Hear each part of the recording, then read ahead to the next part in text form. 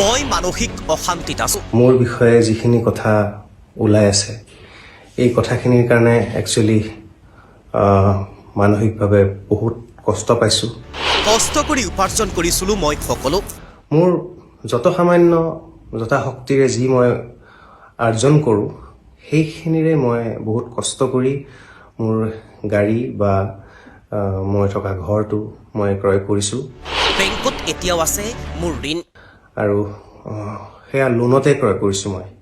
সেয়া লোন এতিয়াও চলি আছে। কষ্টৰ টকাৰে মই ক্ৰয় কৰিছিলোঁ বাহন।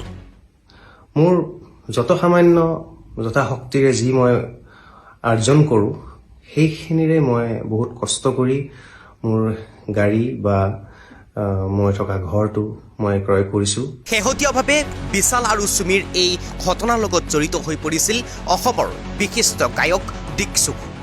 দীক্ষু শেহতীয়াভাৱে জড়িত হৈ পৰাৰ পিছতেই এক প্ৰকাৰ যেন সলকনিৰ সৃষ্টি হৈছিল।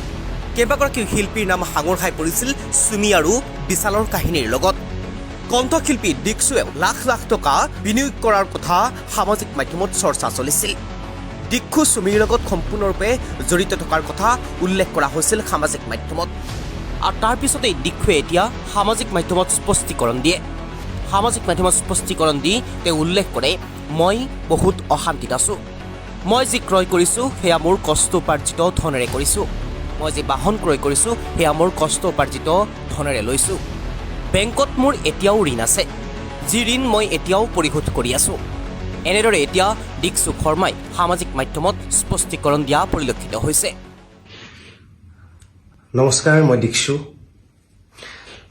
আজি আচলতে এই ভিডিঅ'টো প্ৰস্তুত কৰিছোঁ এইকাৰণে যে যোৱা কিছুদিন ধৰি সামাজিক মাধ্যমতে হওক বা সংবাদ মাধ্যমতে হওক মোৰ বিষয়ে যিখিনি কথা ওলাই আছে এই কথাখিনিৰ কাৰণে একচুৱেলি মানসিকভাৱে বহুত কষ্ট পাইছোঁ আৰু আচলতে দুৰ্বল হৈ গৈছোঁ। মই ৰাইজলৈ বিনম্ৰভাৱে এইটোৱে অনুৰোধ কৰিব খুজিছোঁ যে যোৱা 20টা বছৰে যেনেকৈ আপোনালোকে মোক মৰম আৰু বিশ্বাস কৰিছে, সেই বিশ্বাস আৰু মৰমখিনি যাতে মোৰ ওপৰত আপোনালোকে সদায় ৰাখে। কিয়নো মই আগতেও কেতিয়াও বেআইনী কাম কৰা নাছিলোঁ, এতিয়াও মই কৰা নাই আৰু ভৱিষ্যতেও মই নকৰোঁ। এইখিনি বিশ্বাস আচলতে মোৰ ওপৰত আপোনালোকে ৰাখক। আৰু এটা কথা ওলাই আছে যে মোৰ কিবা গাড়ী বা মোৰ সম্পত্তি কিবা উপহাৰ পোৱা বুলি, যে এইটো কথা আচলতে নহয়। মোৰ যত সামান্য যথাশক্তিৰে যি মই আৰ্জন কৰোঁ সেইখিনিৰে মই বহুত কষ্ট কৰি মোৰ গাড়ী বা মই থকা ঘৰটো মই ক্ৰয় কৰিছোঁ। আৰু সেয়া লোনতে ক্ৰয় কৰিছোঁ মই। সেয়া লোন এতিয়াও চলি আছে। গতিকে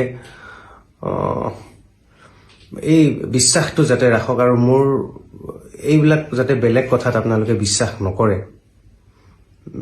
সেইখিনি কথাই মই অনুৰোধ কৰিব বিচাৰিছোঁ আপোনালোকক মোৰ এই ভিডিঅ'টোৰ জৰিয়তে।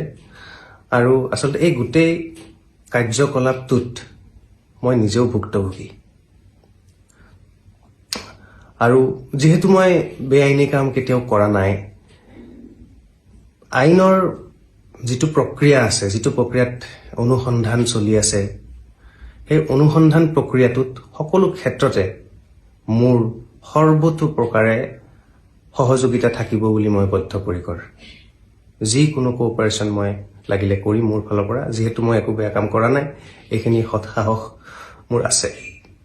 গতিকে সকলোৱে যাতে বেলেগ কথাত বিশ্বাস নকৰি মোৰ প্ৰতি এই বিশ্বাস আৰু মৰমকণ যাতে সদায় ৰাখে, সেয়ে মোৰ বিনম্ৰ অনুৰোধ। ধন্যবাদ।